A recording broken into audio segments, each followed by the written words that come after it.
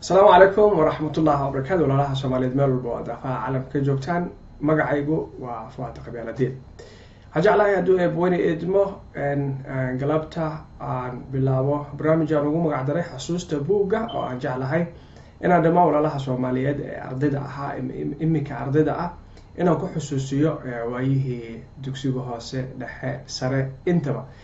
waxaan jeclahay hadduu eebweyne idmo galabta oo barnaamijka jeclahay inaan bilaabo in aan marka hore bal idiin faaleeyo ujeedada aan ka leeyahay barnaamijkan Xusuusta Buugga. Buuggu marka koobaad waa wehel, waa saaxiib, sidoo kale buuggu waa hage wax badan dhexdiisa laga helo lagana barto. sababtoo ah wax walba oo aad taqaanid inta badan waxa laga bartaa qoraalka. aad wax aqrinaysid kaasoo kuu sahlaya inaad wax badan oo waayahaga adduun aad ku kabatid si aad uga tallaabsatid jalaafooyin badan ama boholo badan oo aad ku dhici lahayd ama lagu dhigi lahaa noloshana aad noqotid qof ugu guuleysta. waxaad u baahan tahay inaad wax aqrisid. wax aqrinta dadku hadba nooc ay wax u aqriyaan. qola markay wax baranayaan waxay wax u aqriyaan inay imtixaanka ku baasaan. qolana waxay u aqriyaan inay waxan wuxuu yahay ay fahmaan ana uga gudbaan caqabadaha nolosha soo wajihi doona mustaqbalka. tusaale ahaan imika oo kale barnaamijka adeegsanayo oo imika aan si toos ah aan idinkala hadlayo aad iga daawanaysaan. waxaan isku dayay in badan inaan akhriyo oo aan fahmo si aan dabcan farsamada imika aan isticmaalayo aan u isticmaalo. akhrinta iyo samaynta gacan la gelidda hawsha ama practicalka labadaba waa laba muhiim ah oo loo baahan yahay oo qofku u baahan yahay. haddaba akhrinta buugga ama xusuusta buugga waxaan ka doonayaa in ay noqoto inaynu ku dhiirano mar kale in waayaheennii waxbarasho aynu soo xusuusano. in qof badan oo yiraahdo maalinka casharka qaadanayay saaxiibtii heblaaya ayaa ag fadhiday ama hebelkii saaxiibka hebel ayaa ag fadhiyay. waayo qurux badan oo ardaynimo ay ahayd. macallimiintii oo kale oo la iloobay qaarkood la soo xusuusto. macallinkii la saaciideyn karo garab u baahan oo kale la saaciideeyo. macallinkii loo mahad celin karo oo kale loo mahad celiyo. taas ayaan uga gol lahaa. asxaabtuna waxaan ka codsanayaa inaad dabcan barnaamijka share gareysaan. badanaa asxaabteeda waxay gula kaftamaan intaan barnaamijyada live ka ahay niyahow barnaamijyaa soo duubtay miya.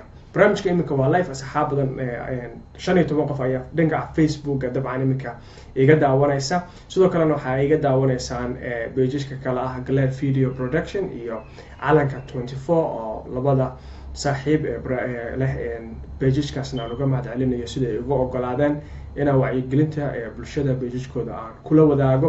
waxaan jeclahay galabta hadduu eebweyne idmo waxaan jeclahay dhinaca farsamada haddii aan dib ugu yaro noqdo waxaan jeclahay buugga aan galabta inoo soo qabanayo inaan idinla wadaago.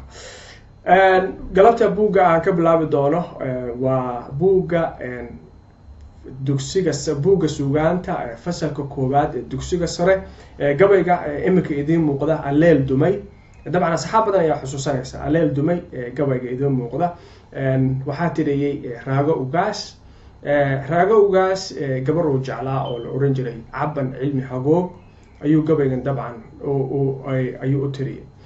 sida qoraalku yahay haddii ku akhriyo Raago Ugaas baa gabadh la oran jiray Cabban Cilmi Hagoog jeclaaday inuu guursadana wuu rabay. sida la sheegay gabadhii waxaa ka guursaday nin la oran jiray Axmed Ugaas Wiilwaal. Raaga arrintii uu ka gabiyay dabcan gabaygan maalinka aad qaadanaysay waxaa ku garab fadhiyay arday badan. macalinkaagii dabcan gabaygan ku dhigay oo kale waad xusuusataa. aniga waxaan ku qaatay dugsiga sare Almasal oo degmada Waaberi ku yaalay. waxaa ii dhigay macallin la oran jiray macallin Diiriye. asxaab badan ayaan gabaygan isla soo qaadanay oo ka mid yahay Cabdiqaadir oo ah xogayaha safaaradda Turkiga ahaa imikana xil kale dowladda federaalka ka qabtay. maxamed yunis oo dalka norway jooga, cismaan ferey oo asagoo norway jooga, cabdiqaadir oo turkiga jooga iyo xaaskiisa oo asagana ay isku fasal ahaayeen oo turkiga la joogto, fartuun oo iyagana aan salaamayo, iyo asxaab badan oona halkan aanan kusoo koobi karin. kaabgalaas xilligaas waxaa noo ahaa nin la oran jiray daanistiisi gooryaan, abishoni waraabishoni ninka loo dhihi jiray asagana oo reafisioni ahaa. waayo badan oo qurux badan ay runtii soo xasuusinaysaa. marka gabaygan alleel dumay dabcan waxaa ku jira xigmad badan ayaa ku jirta, erayo waxaa ku jira aad iyo aad u qurux badan, waxaa ku jira xusuus ayaa dabcan aad ka helaysaa. waana sababta aan u jeclahay xaqiiqadii wax aqrinta aan u jeclahay. marka waxaan doonayaa asxaabta erayo qaarkood ayaan idin weydiin doonaa. waxaan ka codsanayaa intiina live-ka 22 qof imika daawanaysa inaad share gareysaan oo asxaabta kale aad la sii wadaagtaan. waxaan jeclaa marka buuggeena inaan inoo akhriyo gabaygan. wuxuu yidhi raagowgaas alleel dumay albaabadooda xidhan uunku wada seexday, onkad yeedhay ugaamo roob alif banaadiiqa, iihdayda bixi baa libaaxi man la moodaaye, ragga saaraxda iyo ooftu waa udubdhaxaadkiiye, labadii wax laga eegi jiray waan ka owdahaye, halkaan ka leeyahay ilaahay uunbaa og, aboodigu ma lalo garab hadduu inku leeyahaye, orod uma hollado ooglihii adhaxda beelaaye, ma aarsado il iyo oof ninkii imi kaga taale, oroos uma galbado nimuu wadnaha arinu jiifaaye, geeluba kolkuu oomo waa olol badnaadaaye, sidii inan yaroo hooyadeed aakhiro u hooyatay, oo aabbaheed aqalka mid kale meel ilana seexshay, nin ooridiisii rag kale loo igdhaanahaye, ninka ila biyo leh soo arkoo ooman baanahaye, ninka ugaas walaalkii yahoo eeday baanahaye, afdhabaandhow aayar ninkaa aamusaanahay. waxaan rajaynayaa in gabaygan aad dabcan idilkiin meel walba aad joogtaan aad wada xusuusateen waayihii ardaynimo ee gabayga alleel dumay. gabayga alleel dumay waxaa ku jira erayo badan oo qofka haddaan loo sharaxin uusan fahmi karin. marka waxaan jeclaan lahaa bal gabayga alleel dumay ereyadiisa qaarkood dhinaca sharaxaadda inaan iyagana aan u guda galno. kan hadda waa gabayga marka dabcan su-aalahan dabcan dee korayba kusoo qornaayeenoo xilliga ardaynimadan baa la isweydiiyaa. gabaygan yaa curiyey, sababta uu u tiriyey maxay ahayd, 6 tuduc gabayga ugu horeysa si tafatiran uga faallood wala waa xusuustaa macalin deeriye waagan waa nagu karbaashay gabaygan xifdintiisa waxaa waaye maqan dhowr maalmood ay ugu qaadatay. urugada iyo uur ku taalada haysa maxay kula tahay, maxaad ku tilmaami lahayd? macnaha raagowgaas urugada iyo uur ku taalada haysa maxaad ku tilmaami lahayd? marka waxaan jeclaan lahaa saxaabta bal su-aalahanna inaad kasoo jawaabtaan si barnaamijkan oo noogu noqdo taxane iyo mid xusuus badan.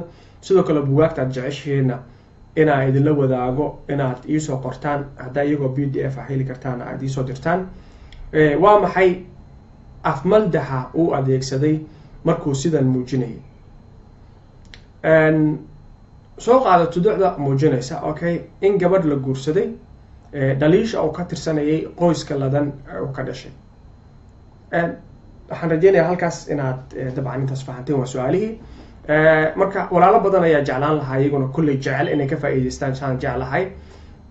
ereyga dumay oo kale, alleel dumay markuu leeyahay dumay wuxuu ula jeedaa madoobaaday uunka nafleyda, madoobaaday uunka nafleyda. markii habeenku uu madoobaado ee nafleyduna seexato, macnaha habeenku markuu gabalku dhaco ee dad iyo dunyo ay seexdaan ayaa dumay loola jeedaa. macnaha markuu gabalku dumo io imo. dumay sidoo kalena dee waa naqaanayo waxay noqon kartaa in wax la dumiyo ama wax ay dumaan ay burburaan. ugaamo roob, ufada ayaa la yidhaahdaa, ama uurada ama dabaysha ayaa la yidhahdaa. intaas ugaamo waa ufada, uurada ama dabaysha. alif waa carabi, halkaas waa kun, banaadiiqa waa qoryo. roobka oo da-aya oo onkadaya lana moodo rasaas la ridayo ayaa loola jeedaa. haddaa kor idinku celiyo kor u noqdo in yar gabayga haddaa ku noqdo onkod yeedhay ogaamo roob alif banaadiiqa onkod yeedhay ogaamo roob alif banaadiiqa. sharaxa dib aa ugu noqona marka alif banaadiiqa wuxuu la jeedaa waa qoryo ama alif kun banaadiiq qoryo roobka oo da-aya oo la moodo rasaas la ridayo. onkodka markuu dhacayo xilligii dagaalada ay jireen oo kale haddaa gudaha Soomaaliya ku nooleed mararka qaarkood onkodka iyo hoobiyaha iyo madaafiicda lama kala saari jirin. qofku markuu onkodka maqlo wadnaha soo boodi jiray waxa la dhihi jiray bismillah maxaa dhacay. alxamdulillah waayadaas waa kasoo gudubnay. qabyaaladiistayaasha waxooda waa sheergareysaane barnaamijka waa sheergareysaanoo asxaabta kale maa loo sii wadaagtaanoo maxaa 16 keliya u nahay kheyr qabayaal. haddii jiraan asxaab dhinaca commentiga soo qoreysa iyagana aan eego. nuur maxamuud waa kaa qaaday walaal Soomaaliya sidoo kale waa kaa qaaday. idilkiin soo dhawaada meel walba joogtaan soo dhawaada. dhinaca commentiyada asxaabta inaan fiiriyaan jeclahay raalli noqdaya. raalli ahaada cilad maygeyga kala isku furmay raalli ahaadaya halkaas raalli ka noqday marka asxaabta kale la sii wadaaga. ihdayda wuxuu la jeedaa taahayga bixi yeeraya taaha iga baxaya waxaa la moodaa libaax soo socda. ihdayda bixi macnaha waxaa la moodaa ihdayda waa taahayga bixi yeeraya taahayga baxaya waxaa la moodaa libaax soo socda. okay araxda waa dhabarka iyo miskaha isgalkooda ayaa waxaa la yidhaahdaa arax. dadka aan aqoonin araxda waa dhabarka iyo miskaha halka iska galaan. udub dhexaad waa tiirka cadka tiirka hayaa waa laf dhabarka. labadii wax lagu eegi jiray waa labada indhood. gabyaagu wuxuu leeyahay indhaha wax kama arko dhibaatada haysata darteed. waa erey cabasho ilaahay unbaa og meesha aan ka cabanayo. macnaha qofna dhibkayga iyo macnaha xanuunkii haya ilama oga. aan kusoo noqdo walaalkan commentigiisa akhriyo. waa aways xasan axmed adigoo raalli ah gabayga noo dulmar hal mar gadaal ayaa kala qabsaday. haye walaal aways waa dulmar ayaa wax yar ii dul qaado intaan sharaxa aan dhameeyo waa ku noqonaya biidnillahi alkariim. waana mahadsan tahay awaysna asxaabta lasii wadaag sii sheergareen. aboodigu waa haadku ma lalo aboodigu waa haad lala macnaha waa shimbir duula. in waxaa loola jeedaa waa nabar. shimbirka aboodiga ma duuli karo haddii uu garabka dhaawac ka qabo. sababtoo ah shimbirku wuxuu ku duulaa baalashiisa. haddii baalka uu ka dhaawacan yahayna ma duuli karo ayaa loola jeedaa. uma hollado iskuma dayo. uma hollado macnaha hollasho waa inuu qofku wax isku dayo. halka waxaan ka baranaynaa macnaha eraya cusub. war haddaa waayadii iskuulka idin soo xusuusiyay kheyr qabayaan barnaamijka sheergareeya lasii wadaaga asxaabta kale ka mashquuliya qabyaalada iyo qurunka iyo macnaha siyaasad aysan waxba ka qaban karin dadka ummadda ku mashquulinaya. dhalinyarada waxay u baahan tahay wacyigelin. waxay u baahan tahay macnaha social mediaha hanaan qurux badanna uga faa'iidaysano. laakiin maanta oo dhan haddaan ka hadalno maxaan ku dhahaa nabar iyo naxdin iyo nabad iyo nolol haddaa isku haysano waxaa uma soo kordhinayso. dowladda aanan canshuur siinin oonan waxba la qabanaynin maanta o dhan inaan ka hadalno. waxaa muhiima wax kale oo wax ka faa'iideyno inaan ka hadalno. adaa mudan aways walaa. uma hollado waxaa loola jeedaa iskuma dayo. oogle waxaa loola jeedaa waa faras. farasku haddii uu dhabar beelo ma ordi karo. uma galbado ma galo. arami waa nabar raagay. arami waxaa loola jeedaa nabar raagay macnaha nabar bogsan waayey oo jirka meel kamida ku yaala. nin xanuun joogto ah oofta indhaha iyo wadnaha kuligii ma aarsado aroosna ma galo dee ninkan isagaaba xanuunsanay ka taalaayo naf ahe haddii aroos la galana maxaan ku dhahaa aroosku waa iska howlo badan yahay marka wuxuu leeyahay ninkaas macnaha aroos ma geli karo. Olol waa codka geelu markuu haraado wuxuu dhibaatada haysta ku sheegtaa olol badan oo geelu wuu cabaadaa. Hooyatay waa tagtay, ilin waa kadin ama marin ama irid ayaa ilin loola jeedaa. Ilintii oo ma ahayn oo soo daadinaysay oo biyaha ahayd indhaha kasoo daaganaysa maaha. Urugo waa warwar ama walwal. Urkutaalo waa murugo, sidii gabar yar oo dhimatay oo ay dhimatay hooyadeed oona cidi daryeeleen ayaan murugo joogto ah ku seexdaa ayuu leeyahay raago ugaas. Eebaha u naxariistee. Laago waa ilo, waa laago macnaha laago ilo waxaa yiraahdaa ama laago meelo yaryar oo biyo ay fadhiistaan. waxaan ahay nin haweeney u qalanta doonay, macnaha haweeney u qalanta gabar u qalanta doonay laakiinse laga dhacay dee ninkii wiilga lahaa ayaa ka dhacay. Ugaas waa boqor, nin walaalkii boqor ahi ka eexday baan ahay, macnaha ninkii walaalkii ahaa boqornimadiisa isku haleynayay inaan wax ku helo ima uusan sameyn sida aan ka dhowraayay. Afdaandow ama afdabaandow waa sasabo. Afdabaandow waa sasabo ama sasabasho. Nin la dhacay oo haddana la sasabayo baan ahay. Afdabaandow ninka ayar aamusaan ahay. Marka saxaabay gabaygan wuxuu ku saabsanaa waayihii ardaynimo inaa idin xusuusiyo. waana gabayga leel dumay fasalka koowaad dugsiga sare. walaal Soomaaliyeed oo dabcan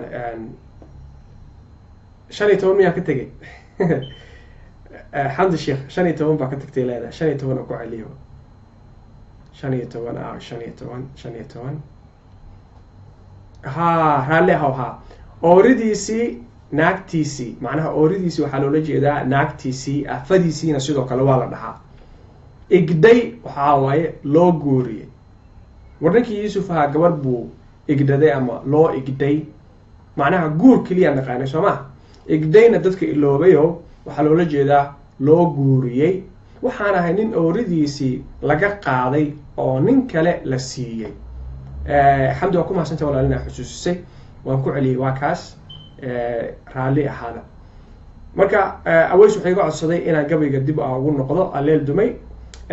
marka inta xusuusata waayihii dugsiga sare, asxaabtii aad ka xusuusatid dugsigii sare, maanta salaan war gabayga aleelki dumay ninkii Fuad Qabyaaladiidha dabcan na soo xusuusiyeen. marka waxaan doonayaa waan ku soo xusuustay asxaabtaadii hore salaan. mar walba waxaa loo baahan yahay salaantu waxay wanaajisaa xiriirka, waxay wanaajisaa ay dhistaa saaxiibtinimada, in la iska warqabo oo la isa salaamo. marka waxaan rajaynayaa saxaabay meel walba aad dunida ka joogtaan inaad saaxiibada kale aad u faa'iideysaan hadduu Allah awood leeyahay. inta siyaasad aan ka hadli lahayn maanta aynaan waxba ka sixi karnin, inaynu qabanno waxa macquulka aynu sixi karno.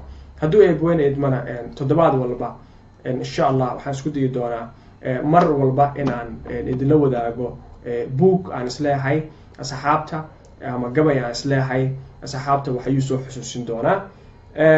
gabaygana ilaahay hadduu idmo waa mar kale waan ku celin doonaa. aan guud maro inkastoo aad akhrin kartaan shaashadana aad ka aragtaan. gabaygan waxaa la yidhaahdaa alleel dumay. waxaa tiriyey raaga ugaas eebba naxariista janno asiyo. raaga ugaas baa gabadh la oran jiray cabban cilmi hagoob jeclaaday, inuu guursadana wuu rabay sida la sheegay. gabadhii waxaa ka guursaday nin la oran jiray Axmed ugaas wiilwaal, eebbana asaga u naxariisto. raaga arrintii wuu ka gabiyey, waxa uuna yidhi sababtoo waagii hore macnaha meesha hadda wax walba qofku uu dareemayo haddii noqon lahayd noloshiisa khaaska ahayd, haddii noqon lahayd macnaha fikir siyaasadeed, haddii noqon lahayd dhan diin, haddii noqon lahayd fanaan uu taageero. qof walba maanta Facebook wuxuu ku muujiyaa waxa xilligaas maskaxdiisa ku jira. Facebookana marka aad gashid waxaa ku qoran su-aal yar oo ah, weydiin yar oo ah, what's in your mind, maxaa maskaxdaada ku taagan, maxaa maskaxdaada ku jira. waa su-aal yar oo macnaha sixir ah oo durbadii wixii maskaxdaada ku jiray meeshaas boostiga ku qoray sidoo dhigaysid. laakiin wax walba waa laga qurux badan yahay, sida noloshaada khaaska ah waxa ku saabsan, haddii aad xaasla tahay oo kale, haddii qof xiriirka la dhexeeyo oo kale, durbadiiba intaa qaraxdid inaad ku qortid, macnaha halkaas waa laga fiican yahay. ka baxay beebeen, ka baxay anigu dumar, ka baxay anigu nin, ka baxay waa laga fiican yahay. wixii macnaha hoose waxay ku qurux badan yihiin si hoose in loo xaliyo. haddaba waagan waxaa dadku ay fariintooda ku gudbin jireen dareen kuwa wax abuuri kara, waxay ku gudbin jireen gabay ayay ku gudbin jireen. gabaygaasaa wareegi jiray tuulo ka tuulo, gobol ka gobol, magaalo ka magaalo, gaari jiroo la dhihi jiray ninkii hebel ahaa gabaygaasuu tiriyo arrintaasaa qabsatay. marka ragowgaas eebaa u naxariistay wuxuu leeyahay, alleel dumay albaabadoo xidhan uunku wada seexday. alleel dumay macnaha habeenkii oo gabalkii dhacay, albaabadoo xidhan uunku wada seexday, oo albaabadiina lasoo wada xidhay oo dadkiina wada seexdeen. onkad yeedhay ugaamo roob alif banaadiiqa, macnaha unkadka yeedhayo roobka gugaca. ugaamo waa macnaha dabayl, ugaamo roob alif banaadiiqa, ihdayda bixi baa libaax iman la moodaayo. macnaha ihdayda waa taahayga, macnaha taaha kasoo baxaya qalbigayga, wadnaha ka imaanaya ayaa waxaa la moodaa libaax soo socda. sababtoo ninka waxaa haya dee jacayl daran oo cajaa'iba ayaa odayga haya, ilaah u naxariisteen. raggase araxda iyo ooftu waa udubdhaxaadkii, macnaha raggase araxda iyo ooftu waa udubdhaxaadkii, labadii wax laga eegi jiray waan ka oodnahay. macnaha labadii indhood ee wax laga arki jiray waxba kama arko, waa indhabeelay, jacayla indha intire. shaarukhan ma jirin ninkan, shaarukhan asagaaba ka darnaa, maasha allah, ilaah khayr asiiyo. laakiin anaga waxaa kas jeclaa ajnabi inaan iska amaano. ninkan waxaa waaye boqorka jacaylku istaahilaa, ilaahay janna ugu bishaareeya. labadii wax laga eegi jiray waan ka oodnahay, halkan ka leeyahay ilaah kaliya un baawo. macnaa qofka markuu ku yidhaahdo waxbaan jeclahay, heblaayo quruxdeeda ii muuqata, hebel wanaagiisa ii muuqda, qofka markuu ku leeyahay waxaan jecla oo kuu sheegayo, adiga waxay kula tahay macnaha sheeko iska khiyaali filana. laakiin qofka wuxuu dareemayaa wax kale oo adigu aada dareemayn. wuxuu yidhi aboodigu ma lalo garab hadduu iin ku leeyahay, aboodigu waa shimbir duula. aboodigu ma lalo garab hadduu iin ku leeyahay, aboodigu ma lalo hadduu garab dhaawac uu ku leeyahay. orod uma hollado oglihii araxda beelaaye, macnaha orod uma hollado oglihii araxda beelaaye. hollasho waa macnaha iskuma dayo, ma sameeyo. oglihii araxda beelaaye, faraskii dhabarka beelo, macnaha inuu ordo iskuma dayi karo. aroos uma galbado nin uu wadnaha arimi jiifaaye, aroosna dee ma geli karo nin wadnaha macnaha nabar raagay oo aan bogsanaynin uu kaga yaalo. geeluba kolkuu oomo wuu olol badnaadaaye, geeluba markuu oomo macnaha dee afkuu furtaa, wuxuu muujiyaa cabaad, wuxuu yidhaahdaa war aniga halaiga soo gaaro, dee hala i arooriyo, oon xunayaa ahaayeen. aniguna sidoo kale ayaan maanta u hadlayaayo, dee caban cilmi xogoog ayaan rabaa. sidai inan yaroo hooyadeed aakhira u hooyatay, oo aabbaheed aqal mid kale meel ilana seexshay, hadba waxaan la urugoonayaa urkutaalada ah. ninkii ooridiisii rag kale loo igdaanahaye, macnahan waxaan ahay ninka xaaskiisii ooridiisii nin kale loo igday, dee loo guuriyey oo la siiyey baan ahaye. nin ila biyo leh soo arko ooman baan ahaye. nin ila biyo leh, ilahaas biyaha leh macnaha sarbeeba ku jirto. ila biyo leh waxaa loola jeedaa halkan sarbeeb waxaa ku jirto xoogan oo qofka af soomaaliga sida wanaagsan gobollo badan soo maray ama dadka waaweyn la sheekaystay ama buugaagta macnaha dadka waayo aragga iyo qoreen oo la iska qorin laakiin macnaha loo qoray akhriyey ayaa fahmi kara. ninka ila biyo la soo arko oo man baan ahay waxa waaye ninka macnaha hablo qurux badan oo u qalma oo wanaagsan soo arkay haddana macnaha aan guursanin oo miduu jeclaaday laga xooga ayaan ahay.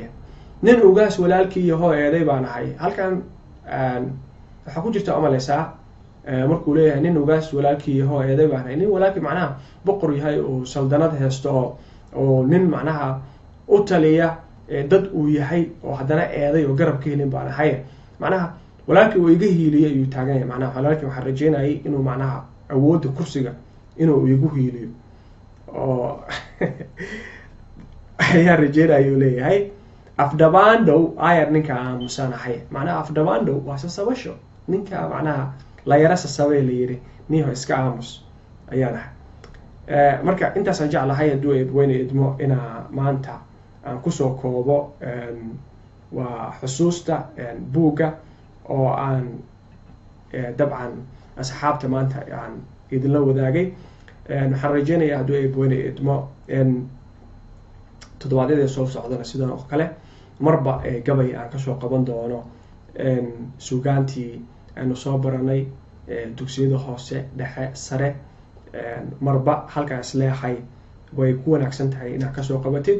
waxaan rajeynayaa saxaabay idilkeen idinka rajeynaya idinka codsanaya in qabyaalada ah waxa qarankeena inaga dumiyey qaxoontinimada baday meel walba oo dunida ka joogtaan inaad ka digtoonaataan oo aad noqotaan kuwa mar walba u heelan oo qaata nabadda iyo isku duubnida iyo walaaltinimada iyo isjacaylka. sababtoo ah haddaynu isjeclaano waxaynu qabsan karnaa wax badan.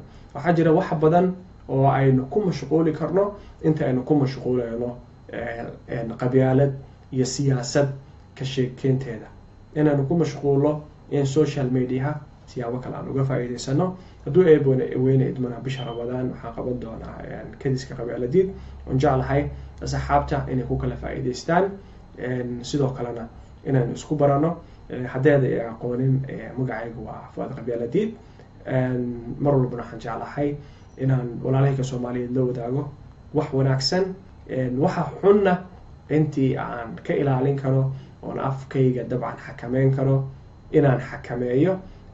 walaalkayga Soomaaliyeed haddaad igu aragtid waxyaaba aad dhibsatid oo khaldan waxa macquul ah dabcan aad tahay walaal iwaanin kara oo waanadiisa aan qaadan doono. laakiin markay timaado dhinaca aragti kala duwanaanshaha ha iga suginimad inaan aragtidaada kugu raaco oo aan ku qanaco. anigana ma sugayo aragtidayda inaa igu raacdid oo igu qanacdid. laakiin waxaan jeclahay labada aragtiyood ee isdiidan in kala aaminsannahay inaan ka wada doodno si aan uga soo saarno hal aragti oo aniga adiga aan ku wada heshiin karno. meel walba aad joogtaan waxaad ilaahay galab wanaagsan, fiid wanaagsan, subax wanaagsan. waxaan eebba idinka rajeynayaa bashbash iyo barwaaqo.